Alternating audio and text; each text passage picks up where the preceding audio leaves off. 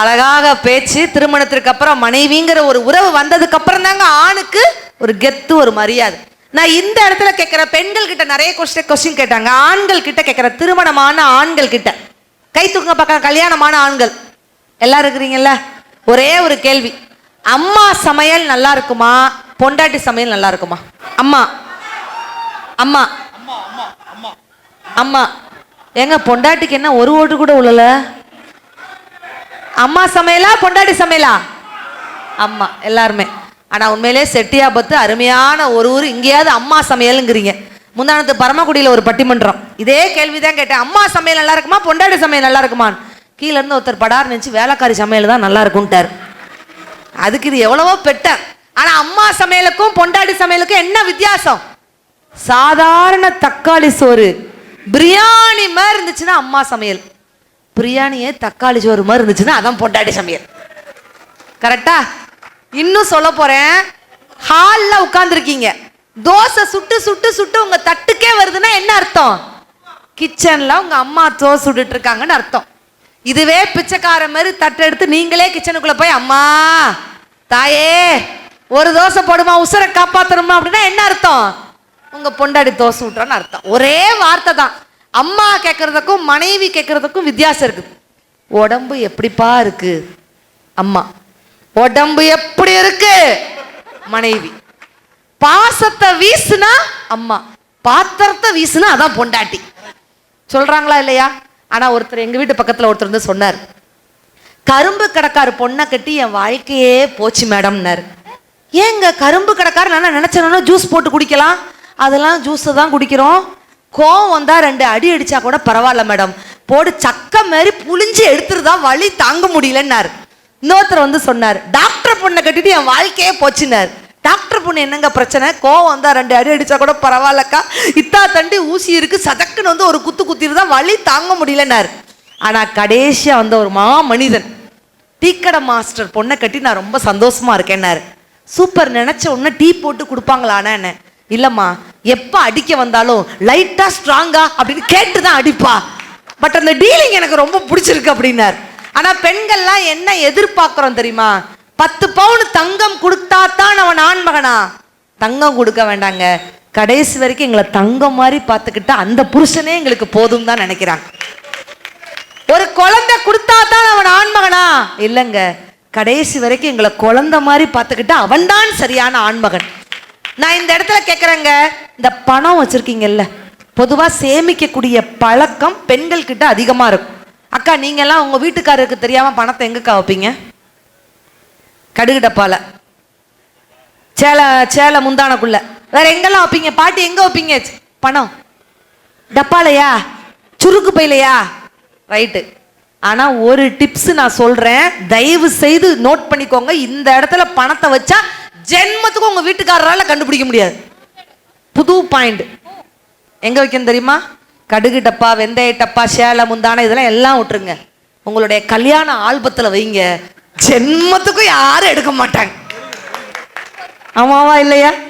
ஏங்க பெண்கள் நம்ம என்ன எதிர்பார்க்கிறோம்? நீங்க எல்லாம் சொல்றீங்கல்ல, ஆண்களுடைய காதல் தான் பெருசுன்னு நீங்க சொன்னீங்க. ஆனா பெண் என்பவள் ஒரு படி மேலங்க. ஆண்களுக்கு பெண்கள் அழகா இருந்தா தாங்க பிடிக்கும், ஆண்களுக்கு பெண்கள் அழகா இருந்தா தான் பிடிக்கும். பெண்களுக்கு பிடிச்சிருந்தாலே போதும், ஆண்கள் அழகாகத்தான் தெரிவீர்கள். அம்மாங்கிற ஒரு உறவை பத்தி சொன்னாங்க பாத்தீங்களா? ஏன் அம்மான்னு சொல்றோம்? ஒரு கவிஞர் எழுதின, அம்மா உனக்கு வழி கொடுத்து பிறந்ததால் தான் என்னவோ, உனக்கு வழி கொடுத்து பிறந்ததால் தான் என்னவோ, எனக்கு வழி ஏற்படும் போதெல்லாம் அம்மா அம்மா அம்மா என்று உன் பெயரையே நான் சொல்கிறேன். பசியில் எனக்கு உணவளித்தாய், தோளில் உன்னுடைய நித்திரையை தந்தாய், என்னை தாளாட்டினாய், சீராட்டினாய், அதனால் தான் நீ எனக்கு தாய் அப்படின்னு ஒரு கவிஞர் எழுதினான். மனைவி என்பவள் என்ன எதிர்பார்க்கிறா? ஒரு சின்னதா ஒரு பாராட்டு. பாராட்டுறீங்களா? நான் என் வீட்டுக்கார்ட்ட சொன்னேன், சாப்பிடும்போது டிவி பார்க்காதீங்க மாமா, சாப்பாடோட டேஸ்டே தெரியாதுன்னு. மனுஷன் ஒத்த வார்த்தை என்னைய திரும்பி பார்த்து சொன்னார், சாப்பாடு நல்லா இருந்தா நான் ஏன்டி டிவி பார்க்க போறேன்னார். Thank you so much. ஊருக்கு போகும்போது பொதுவாக எல்லா பெண்களும் கேட்பாங்க, நானும் என் வீட்டுக்கார்ட்ட கேட்டேன், மாமா இந்த வாரம் நான் ஊருக்கு போறேன், ஒருவேளை நான் ஊருக்கு போயிட்டா சாப்பாட்டுக்கு என்ன பண்ண போறீங்கன்னு. அவர் என்ன தெரியுமா சொன்னாருக்கா? சாப்பாடு கிடக்குதுரி, சாப்பாடு, மனுஷனுக்கு நிம்மதி தான் முக்கியம், நீ எத்தனை நாள்னாலும் போய் இருந்துட்டு வா அப்படிங்கிறாரு. அப்படி நீங்க நினைக்க கூடாது. ஒரு பெண் என்பவள் என்ன எதிர்பார்க்கிறா? அடுப்பு பக்கம் அப்பப்போ வந்து இடுப்பு கிள்ளிடணும், சரிங்க. துவைக்கிறப்போ பக்கமா வந்து கட்டி பிடிச்சிடணும், சரிங்க. சைக்கிளில் உட்கார்ந்து சினிமாவுக்கு போய் வரணும், ஜோடி நல்ல ஜோடி ஒரு மச்சம் பேசிடணும், கை காலு அமைக்கி விட்டு கதையா பேசிடணும், ராப்பகலா என் மடியில படுத்து கிடக்கணும், ஏன் எட்டு புட்டி ராசா கொஞ்சம் காத கொடுக்க லேசா, கட்டணம் புருஷ நடக்கும் முறைய சொல்லித்தர லேசா, நீ கட்டுப்படுற நான் உத்தரவிடு, அதை சத்துப்படுற அட உத்தரவிடு. அன்பு தம்பிக்கு ஒரு பெரிய பாராட்டுகள். நல்ல ஜோரா கைத்தல் கொடுங்க. எத்தனை பாட்டுக்கு தான் நீயும் ஆடுற நானும் பார்க்குறேன். ரசிகர்கள்னா அது செட்டியாபத்து ரசிகர்கள்னு நீங்க நிரூபிச்சிருக்கிறீங்க. ரொம்ப ரொம்ப ரொம்ப இன்னைக்கு தூங்கும்போது நாங்கள் இங்கே இருக்கக்கூடிய மேலே இருக்கக்கூடிய அத்துணை பேச்சாளர்களும் அவ்வளவு தூரம் ஒரு நிறைவாக தூங்குவோம். பெரிய மனமார்ந்த நன்றிகளை தெரிவித்துக் கொண்டு உடனடியாக மகிழ்ச்சியான வாழ்க்கை திருமணத்திற்கு பின்புன்னு ரோகிணி பேசினா இல்லைங்க, திருமணத்திற்கு முன்பே என்று பேசுவதற்காக சூரியன் எஃப்எம் புகழ் ஜெபாஸ்டின் வராங்க. ஒரு பெரிய அட்டகாசமான ஜோரான ஒரு கைத்தட்டல் கொடுத்து அவங்களை வரவேற்றலாம். நன்றி நன்றி. எல்லாம் வல்ல எல்லாமுமான இறையருடன் சிறப்பினை வேண்டி போற்றுதலுக்கும் நல் மதிப்பிற்கும் மரியாதைக்கும் உரிய செட்டியாபுத்து அருள்மிகு சுவாமி சிதம்பரேஸ்வரர் வகையரா 5 வீட்டு சுவாமி திருக்கோயில் சித்திரை பூஜை பெரும் திருவிழாவை இங்கே சீரோடும் சிறப்போடும் நடத்தி கொண்டிருக்கும் உங்கள் அனைவருக்கும் அருள்மிகு 5 வீட்டு சுவாமி தாமே எல்லா வளங்களையும் நலங்களையும் நிறைவாக வழங்க வேண்டும் என்று வேண்டி விரும்பி கேட்டுக்கொண்டு இங்கு ஆலயம் கொண்டிருக்கும் அருள்மிகு 5 வீட்டு சுவாமியை வணங்குகின்றேன். என்னை பெற்றோரை வணங்குகின்றேன், இயற்கை வணங்குகின்றேன், கடைக்குட்டி தங்கமாகிய நடுவர் உள்ளிட்ட அவையோரை வணங்குகின்றேன். இங்கே கூடியிருக்கின்ற நேயர் நெஞ்சங்களாகிய உங்கள் அனைவரையும் வணங்குகின்றேன். வணக்கம் நேயர்கள்.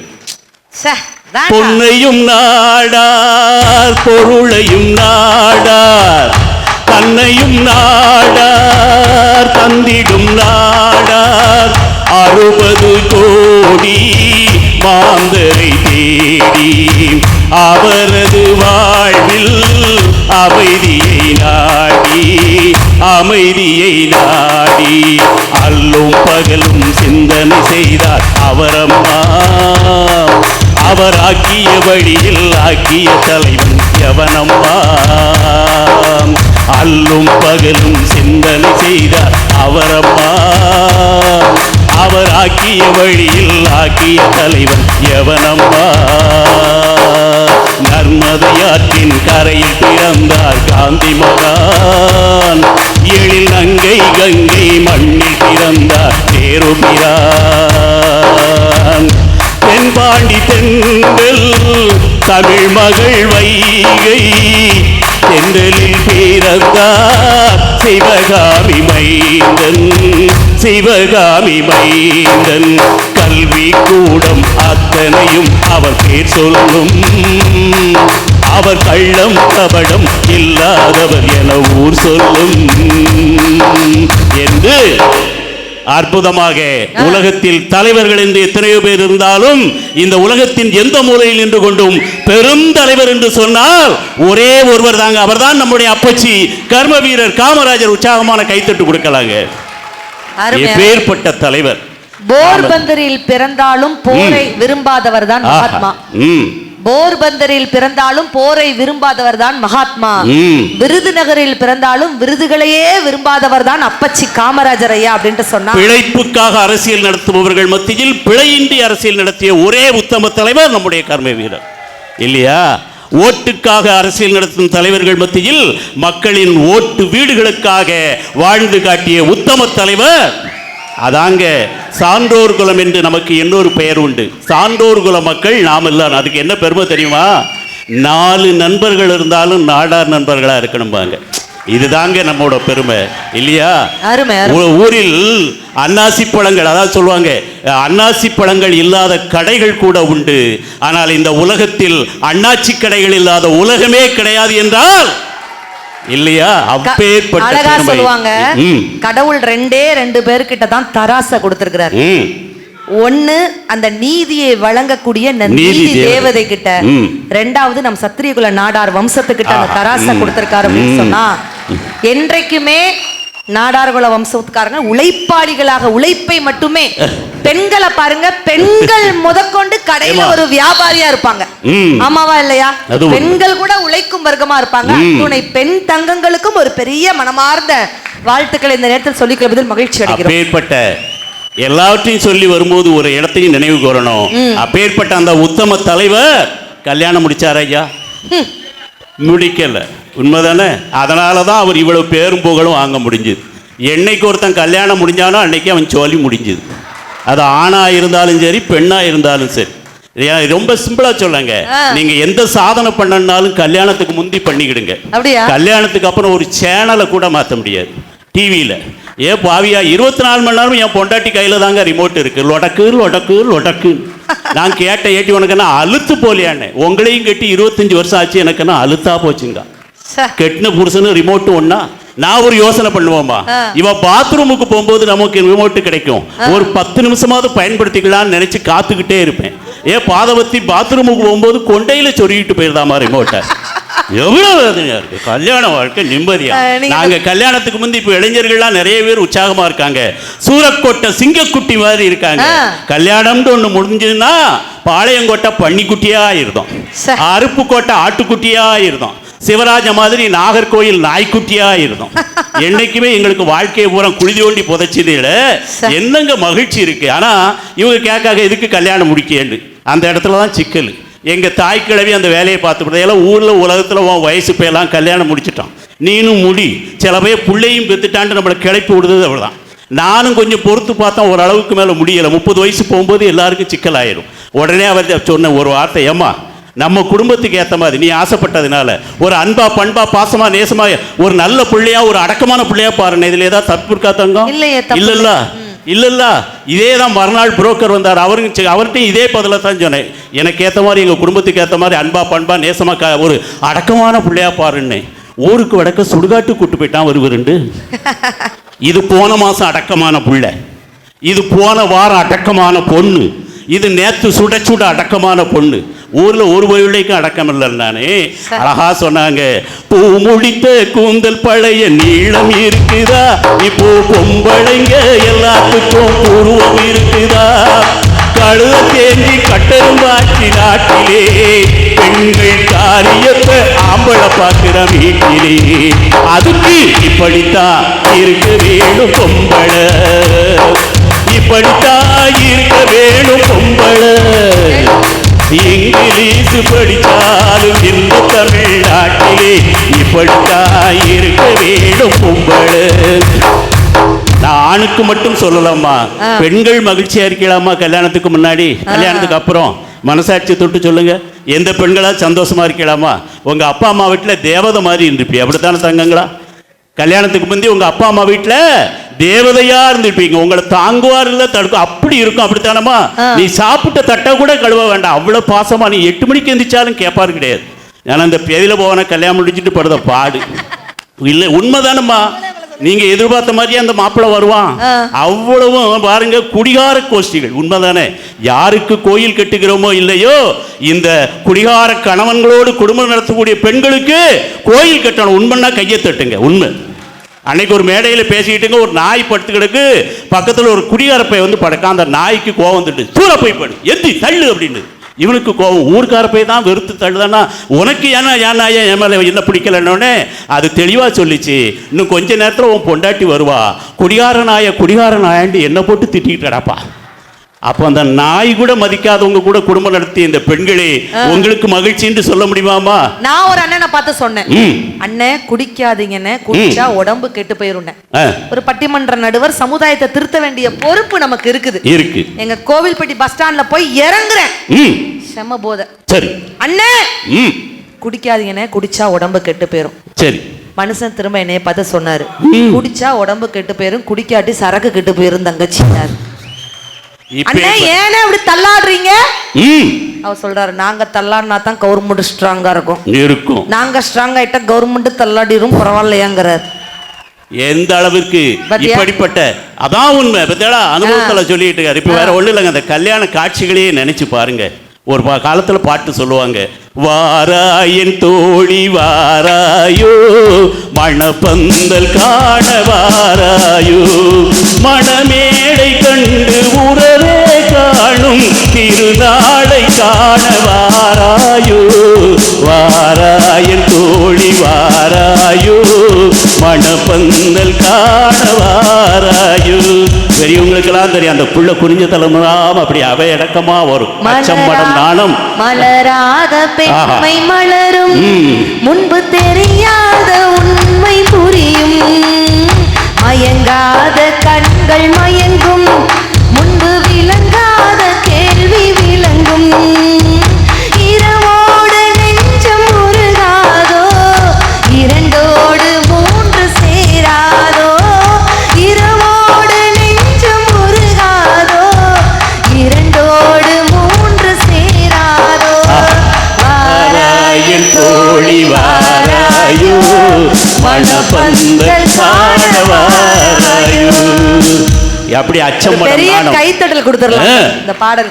அச்சம் மடம் நாணம் பயிர்ப்புங்கிற 4 வகை குணத்தோட அந்த புள்ள இந்த வரும். மாதிரி பாட்டுலாம் இன்னைக்கு கேட்க முடியுதா? கல்யாணம் முடிஞ்சு உள்ள வரும்போதே அது என்ன பாட்டு பாடிட்டு வருது தெரியுமா? டாடி மம்மி வீட்டில் இல்ல தடவோட யாரும் இல்ல விளையாடலாமா உள்ள வில்லானா.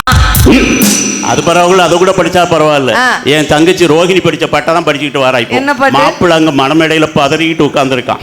இந்த பாதவத்தி எந்த வடிவத்தில் வருவாளோ உண்டு. அங்க இருந்து வாசலை எப்படி எடுப்பான், கேமரா ஜூம் பண்ணுவான். அந்த புள்ள அங்க இருந்து வருமாருங்க. அண்ணனை பாத்தியா அப்பத்த கேட்டியா கேக்கேன்னா அப்போ என்ன நடக்கும்? அந்த புள்ள ஒரு ஆட்டம் போட்டுக்கிட்டு வரும். அந்த மணப்பொண்ணு ஆட்டம் போட்டுக்கிட்டு வரும். அது மட்டும் ஆடாதுங்க, மணப்பொண்ணோட ஆத்தாக்காரி பின்னால ஆடிக்கிட்டு வருவான். ஆடுகாலி குடும்பம். இப்ப நடக்கா இல்லையாமா? மணப்பெண்ணுக்கு மேக்கப் 25,000. மணப்பெண்ணோட அம்மாவுக்கு மேக்கப் செலவு 50,000. 50,000. மணப்பெண்ணோட பாட்டிக்கு 75,000. ஏன்னா கன்னத்துல இருக்க குழியில் அப்பத்தெல்லாம் போட்டு அடைக்கணும். எவ்வளவு பிரச்சனை இருக்குங்க. இப்போ கல்யாண காட்சிகளே நினைச்சு பாருங்களேன். இந்த வட மாநிலங்கள்லாம் கல்யாணம் முடிச்சவங்களுக்கு, வட மாநிலத்தில் கல்யாணம் முடிச்சவங்களை அந்த மாப்பிள்ளை அழைப்புட்டு ஒண்ணு உண்டு. அப்ப என்ன செய்வாங்க தெரியுமா? குதிரையில அழைச்சிட்டு வருவாங்களாம். மணமலையில அந்த மணமகனை வந்து குதிரையில அழைச்சிட்டு வருவாங்களாம். என்ன அர்த்தம் தெரியுமா ஐயா? என்ன அர்த்தம் தெரியுமா யாருக்காவது? இல்ல கடைசியா உனக்கு ஒரு வாய்ப்பு தரோம், அந்த ஆளை தப்பிச்சு ஓடிருன்னு அர்த்தம். நம்ம ஓடுதமா ஐயா? அதை விட பெரிய வேதனை. நான் ஏன் கல்யாணத்தில் அந்த மேக்கப்லாம் பண்ணிட்டு இருப்பேன் தெரியுமா? ஆமா, எதாச்சும் அந்த நேரத்தில் ஒரு மேக்கப் போட்டு தான் ஆகணும். அப்போ என் ஃப்ரெண்டு ஒருத்தனை அதை கொஞ்சம் வேர்த்து விறுவிறுத்து வந்தது. அந்த ஃபேனை போடுனேன். ஃபேனுக்கு இருந்த அறிவு கூட எனக்கு இல்லாம போச்சுங்க. அது அப்படி ஆரம்பிச்சது பாருங்க. கிறுக்கேன் கிறுக்கேன் கிறுக்கன் கிறுக்கன் கிறுக்கன் கிறுக்கன் கிறுக்கன் கிறுக்கன் கிறுக்கன் கிறுக்கன் கிறுக்கன்னு எல்லாம் அதை கொண்டு நிப்பாட்டுன்னு கிறுக்கேன் கிறுக்கன்னு சொல்லி அப்பவே நமக்கு ஒரு சிக்னல் கொடுக்க பாருங்க. அதை விட இன்னொன்று, இந்த மேளக்காரர் தவுல்காரர் 5 பிள்ளைய பெற்றவர் அனுபவிச்சு அடிச்சாருங்க. அப்போ கூட நமக்கு தெரியல. எப்படி தெரிய அடிச்சாரு தெரியுமா? உனக்கும் சங்கடம் எனக்கும் சங்கடம், உனக்கும் சங்கடம் எனக்கும் சங்கடம், உனக்கும் சங்கடம் எனக்கும் சங்கடம். அப்புறமும் நம்ம தாலி கட்ட போனோம்னா இன்னொரு சிக்னல் கொடுப்பார் பாருங்க. மாட்டிக்கிட்டான் மாட்டிக்கிட்டான் மாட்டிக்கிட்டான் மாட்டிக்கிட்டான் மாட்டிக்கிட்டான் மாட்டிக்கிட்டான் மாட்டிக்கிட்டான். இதை விட ஒரு மேலான சிக்னலுங்க. இந்த போட்டோகிராஃபர் நம்ம ஃப்ரெண்டு தான் சொல்லியிருப்போம். அவன் தெளிவாக வந்து சொல்லுவான் பாருங்க. 2 பேரும் கொஞ்சம் கேப் விட்டு நிற்போமா, அவன் நம்மகிட்ட ஒரு வார்த்தை சொல்லுவான், மாப்பிள்ள க்ளோஸ். அவன் க்ளோஸாக வர சொன்னானா நம்ம க்ளோஸ்ன்னு சொன்னானான்னு தெரியல. மாப்பிள்ள க்ளோஸ் அப்படிமா. அந்த சிக்னலையும் தாண்டி கடைசியாக ஒன்று சொல்லுவான் தெரியுமா? மாப்பிள்ள கடைசியாக ஒரு தரம் சிரி, கடைசியாக ஒரு தானே சிரிங்கம்பா. அதுக்கப்புறம் வாழ்க்கையில் எந்த பேரும் சிரிச்சதா வரலாறே இல்லை. அப்படித்தானங்க? என்ன பாடுகள் இருக்கு. அழகா சொன்னாங்கங்க. கண்களின் தண்டனை காட்சி வழி, காட்சியின் தண்டனை காதல் வழி, காதலின் தண்டனை கடவுள் வழி.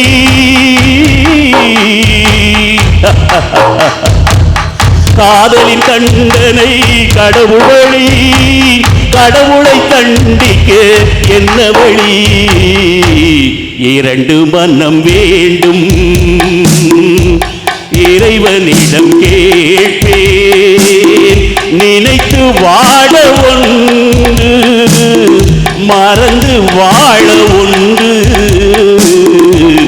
2 மனம் வேண்டும் இல்லையாமா? நினைச்சா வாட்டம்தான், மறந்தா தான் வாழ முடியும். அப்படித்தானங்க நம்மெல்லாம் குடிச்சு சீரழிய போகிறோம் இல்லையா? ஒரு மனுஷன் குடிக்கான்னா, அதுக்கு கல்யாணத்துக்கு முந்தி குடிக்கான்னா அவன் லவ்வர் காரணமாக இருப்பான். கல்யாணத்துக்கு அப்புறம் ஒருத்தன் குடிக்கானா அவன் பொண்டாட்டி காரணமாக இருப்பான். இல்லையாங்க? என்ன பாடுகள் இருக்கீங்க. வேற ஒண்ணு இல்லைங்க, என் கல்யாணத்துக்கு மாமனார் அப்படித்தான் அழுதாரு. அப்படியா? ஆமா, என் மாமனார் கதறி கதறி அழுதார். நான் சொன்னேன், மாமா பொண்ணை பிரிய போற கவலை எல்லாருக்கும் உண்டு, கவலையே படாதீங்க, ஒரு சொட்டு கண்ணீர் வராம நான் உங்க பிள்ளைய பார்த்துக்கிட்டேனே. அதுக்கு பட்டார்ந்து கையை தட்டிட்டு சொன்னாரு, நான் அதை நினைச்சு அழலடா, அதை நினைச்சு அழல. 25 வருஷமா அந்த பயவுள்ள என்ன அந்த பாடுபடுத்திச்சு. நாளையிலேருந்து நீ சீரழிய போற, அதை நினைச்சு அழுதேண்டாருன்னா எந்த அளவுக்கு இருக்குங்க. அன்னைக்கு ஒரு கணவன் மனைவி பேசிட்டு இருக்காங்க, என்னங்க நமக்கு கல்யாணம் முடிச்சு வச்ச புரோக்கர் செத்து போயிட்டாராமே அப்படின்னு பொண்டாட்டி சொல்லுது. அதுக்கு புருஷன் சொல்றான், ஆமா பண்ணின பாவம் சும்மாவா விட்டும், அவன் எவ்வளவு அவசரப்பட்டிருப்பான் பாருங்க. இன்னொரு தம்பதிகள் பேசிட்டு இருக்காங்க, என்னங்க நமக்கு கல்யாணமாகி 5 வருஷம் ஆச்சு அப்படின்னு. உடனே புருஷன் சொல்றான், ஆகவே ஒரு 5 நிமிடம் மௌன அஞ்சலி செலுத்துவோமாக. நான் எங்க வீட்டுக்கார்ட்ட கேட்டேன், மாமா இன்னைக்கு நம்ம கல்யாண நாள், கோழி அடிச்சு குருமா வைக்கட்டுமான்னு. மனுஷன் என்னைய பார்த்து என்ன சொன்னார்? நான் செஞ்ச தப்புக்கு கோழிக்கு ஆண்டி தண்டனை கொடுக்கேன்ட்டாரு. என் ஜோக் ஒர்க் அவுட் ஆயிடுச்சு. என்ன பாருங்க ஏம்மா, எதையாவது ஒரு நல்ல ஒரு உண்மையிலேங்க கல்யாணத்துக்கு முந்தி இந்த தாய் வீட்டில் இருக்கும்போது நல்ல வகை வகையாக விதவிதமாக சாப்பிட்டாங்க. இன்னைக்கு அவியல்னு ஒன்று வைக்க அவியவே மாட்டேக்கையா, கூட்டுன்னு ஒன்று வைக்க அளவு கூடவே மாட்டேக்கு. திடீர் சாம்பார், திடீர் ரசம், திடீர் புளியோதரை, திடீர் இட்லிங்க சாப்பிட்டவங்களாம் திடீர்னு மேலே போயிருந்தோம். நடக்கா இல்லையா? எதையாவது இந்த பிரிச்சுக்களை 50 இட்லியை வச்சு உள்ள வச்சிருந்தாம்மா. எவ்வளவு அவசியா இருக்கு. டெய்லி 5 தொடைச்சு தாரா.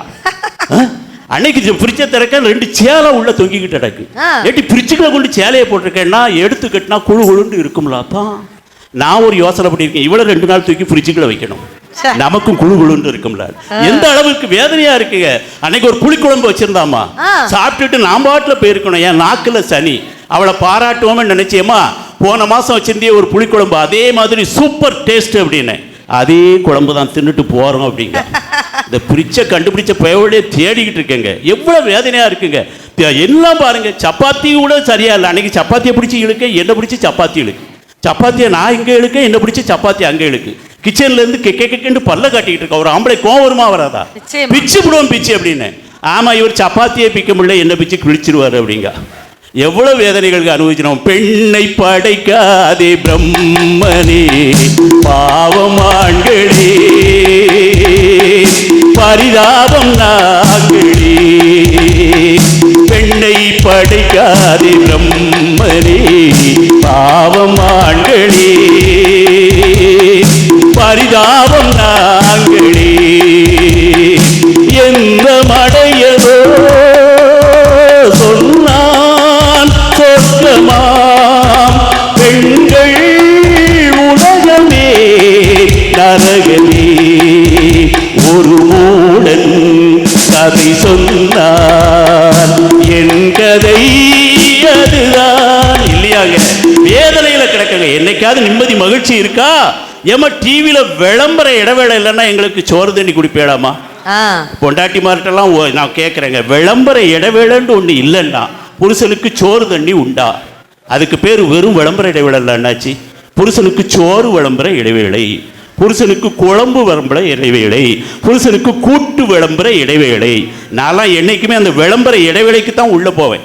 எம்மா ஏதாவது கொண்டு போடணும். அன்னைக்கு அவசரமா 2 தோசை சுட்டு போட்டா, பிச்சு வாயில வைக்க போறோம். தோசை கருப்பா இருக்குமா, நம்ம தான் கருப்பு, தோசையும் கருப்பான்னா இவ என்ன செஞ்சிருக்கான்னா, டிவி பார்க்க அவசரத்துல தோசைக்கல்ல இப்படி வச்சு மாவு ஊத்த போல மாசி வச்சு ஊத்திட்டு வந்திருக்கா. எப்படி எல்லாம் குடும்பம் நடத்த வேண்டியிருக்கு. அதையும் நீங்க சாப்பிட்டுட்டு வந்திருக்கீங்க. வேற என்ன செய்ய, சாப்பிடலனாலும் பெரிய பஞ்சாயத்து ஆயிரும். ஏமா ஒரு பேச்சுக்கு கூட கேட்க முடியல. ஒரு நாள் அவன் மடியில படுத்துக்கிட்டு, ஏட்டி நான் செத்து போனா அழுவியான்னு. சரி இப்படியா பேசுவிய, வாயை கழுவுங்கண்ணா. பேச்சுக்கு தானே கேட்டேன், நெருப்புன்னா வாய் வெந்தா போயிரும், சொல்லுமான்னு. இப்படி பேசாதீங்க தான், கதறி துடிச்சிருவேன் அப்படின்னா. எனக்கு ஒரு சந்தோஷம், ஏப்பா என் பொண்டாட்டி எவ்வளோ பாசம் வச்சிருக்காண்டு, ஏட்டி கொஞ்சம் அழுது காட்டு அப்படின்னு, நீங்க கொஞ்சம் செத்து காட்டுங்க அப்படிங்க. எவ்வளவு வேதனையா இருக்கும். இவ்வளவு நேரம் கை தட்டாம எந்த பாயிண்ட் கை தட்டுறாங்க பாத்தீங்களா? அதான் செட்டியாபத்து ரசிகர்கள். ஆமா, பெரிய எப்ப பார்த்தாலும் இந்த கல்யாண வாழ்க்கையில் விட்டு கொடுத்தல் என்பது கிடையாதுங்க. இருக்கா இல்லையா? விட்டு கொடுத்தல் கிடையாது. இப்ப பெண்களுக்கும் அப்படித்தான். அவன் அந்த புருஷன் என்ன சொல்றானோ அந்த கட்டுப்பாட்டுல தான் இருக்கணும். உங்களுக்கு என்று உள்ள சுதந்திரங்கள். அந்த ஒரு சம்பவத்தை சொல்லி முடிக்கும், குறை கூறும் நிலைய. ஏமா பெண்கள்லாம் சேர்ந்தா புருஷனை என்னைக்கா பெருமையா பேசிடலாமா? என் புருஷனுக்காகுமா, என் வீட்டுக்காரனுக்காகுமா, எனக்காக இவ்வளவு கஷ்டப்படுறான்னு என்னைக்கா பேசுறீங்களா? எல்லாம் 4 பேர் சேர்ந்தா கெடுத்து பேசுறதுதான் வேலை. அது வேலை என் பொண்டாட்டி தான் அரைப்பா. யாரை கட்டினாலும் இந்த எஃப்எம் ரேடியோவில் வேலை பார்க்கவனா கட்டக்கூடாதுங்க. எங்க என்ன மற்றவங்கலாம் ஏமா நல்ல வருமானம்னா வருமானத்துக்கு குறையில்லக்கா. ராத்திரி 12 மணிக்கு இவன் வீட்டுக்குள்ள வந்தான்னா தடாபுடாண்ட ஆரம்பிச்சிருவான். இத்துடன் இன்றைய நிகழ்ச்சிகள் யாவும் நிறைவு பெறுகின்றன. மீண்டும் நாளை சந்திப்போம். வணக்கம் நேயர்களே குப்புரடிச்சு படுத்துறான். இவனை வச்சுக்கிட்டு நான் கஷ்டப்படுறேன். இன்னொருத்தி ஆரம்பிச்ச உங்க தான் பரவாயில்ல, நான் அந்த கண்டக்டர் மாப்பிள்ளையை கட்டிக்கிட்டு நான் கஷ்டப்படுறேன்னா அவரால் என்ன பிரச்சனைமானா வேற ஒன்றும் இல்லைக்கா. இவன் வேலைக்கு போனோம்னா வாசலில் நின்று டாட்டா போட விட மாட்டேக்கான். படியில் நிற்காத உள்ள போ, வாசலில் நிற்காத உள்ள போ, படியில் நிற்காத உள்ள போங்க.